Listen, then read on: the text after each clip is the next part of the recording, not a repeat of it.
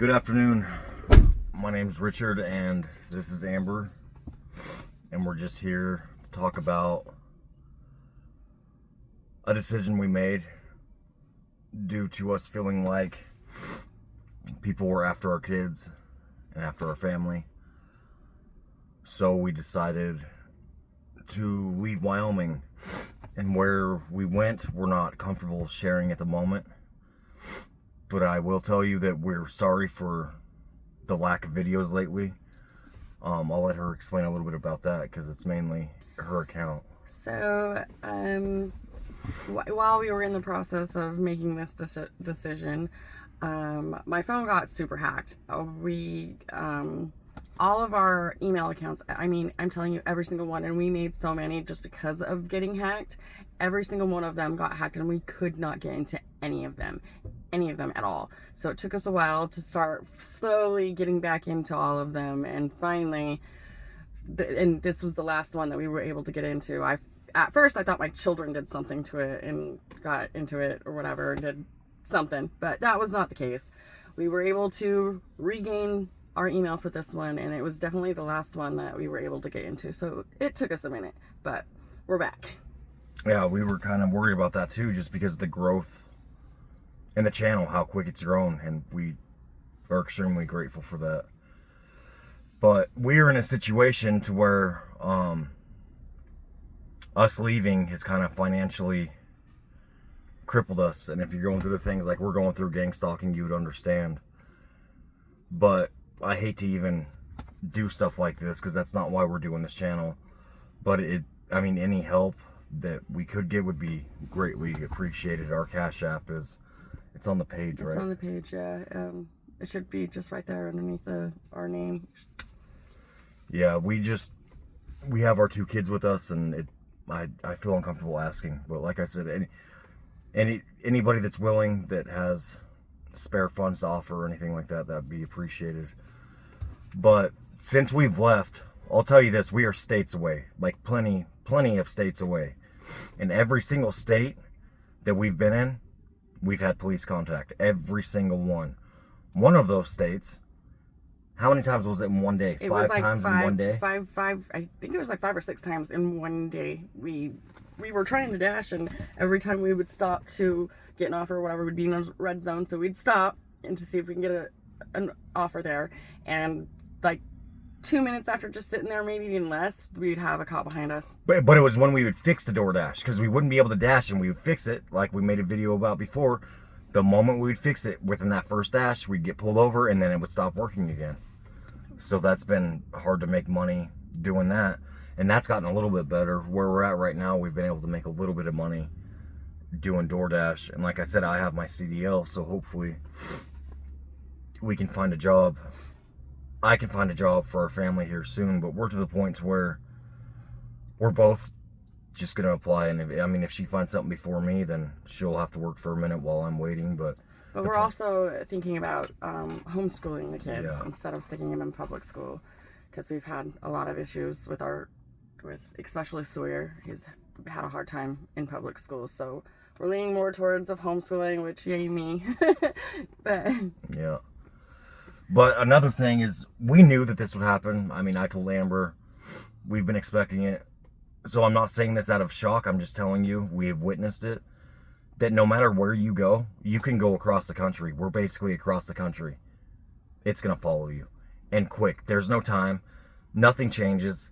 You can be states away and the same exact events happen consistently. Well, quick, huh? Quick. It's just been consistent the whole way. Yep. And I don't think there's not one state that we have not had police contact. Yep. Not one. Not one. Just the state we're in now seemed okay. But when did we have police contact here? I forgot. No, this is the one state we haven't. This is the one state we haven't. We've only been here, 2 days? This is the second. We've been here like 30-something hours. Normally, it's the first day that we're in a state and we're bam, police. But this state we have not. So we've gotten lucky. So knock on wood. Yeah, so it's going to follow you.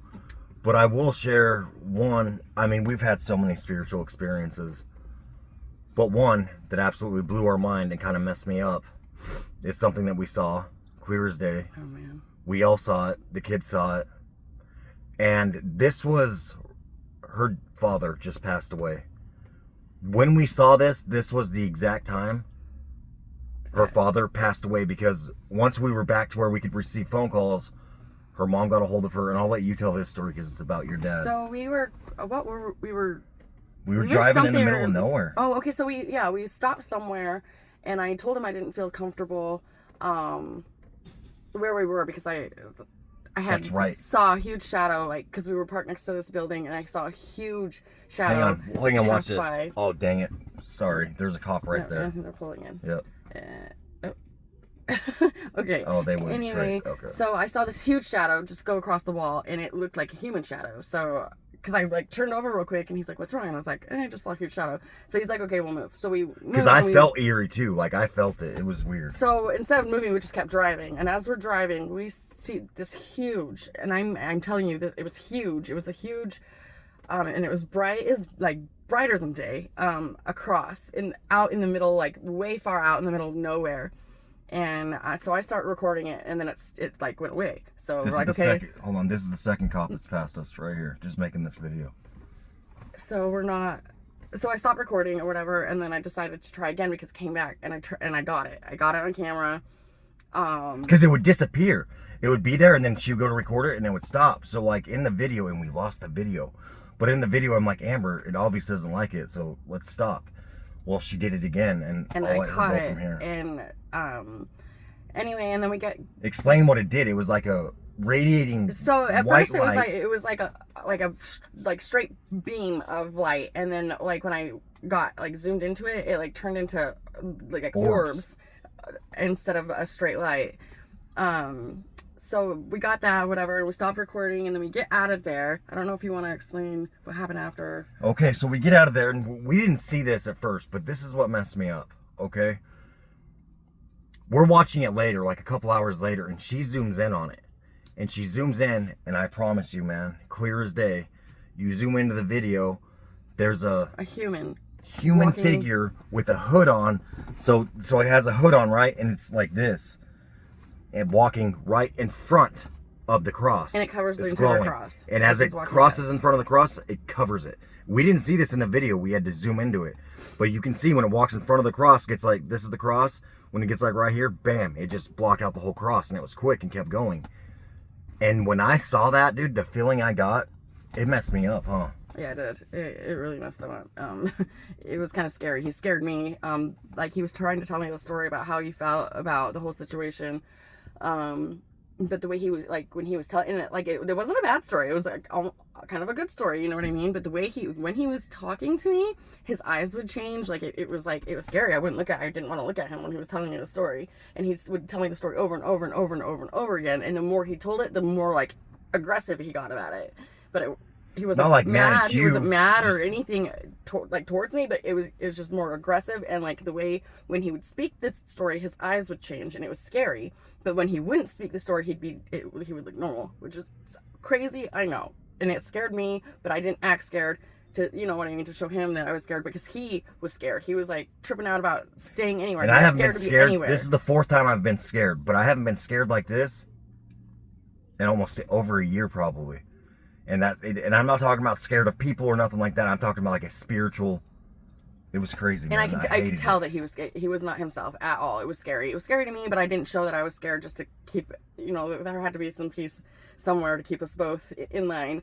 But after we did see that cross, I got a call an hour later from my mom saying that my dad had passed away. So it was just wild seeing that, and then my mom calling me and telling me my dad passed away after seeing a cross, and then him moving on.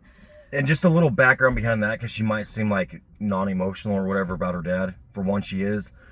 But for two, this has been something that's been expected for a long time. Like, yeah, it wasn't a surprise. He was actually supposed to pass away 25 years ago, and he did not. But it's also not real. I was supposed to actually go see my dad before we left town. And my brother wouldn't let that happen, so we just left. Without saying anything to anyone, we just left. If you're being gang stalked, you'll understand why her brother wouldn't let her see him. It's a big deal. And I just haven't had time to actually sit down and like you know, it doesn't seem real that he's gone because I haven't, you know, seen him in a minute. So, but I think as time goes on, it's going to hit me a little harder, for sure. Me and my dad were real close. She was his favorite, that's for sure. But sorry, I didn't mean to cut you off. The kids are out roller skating, doing their thing while we make the video, so, and now they need us. But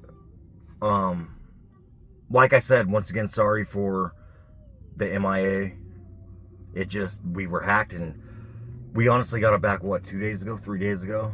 Yeah. And we've just been trying to find time to make the video, and then, just, it's been a stressful situation, but we're still here. Nothing's changed. We're states away in the same events with the police, with the communities that we go to. It's the same thing, man. There's no escaping this. The only relief through it is God, and that's a fact, and we'll talk more about that as we go on. But once again, thank you for all the support. Like, it's truly amazing. Appreciate it a lot.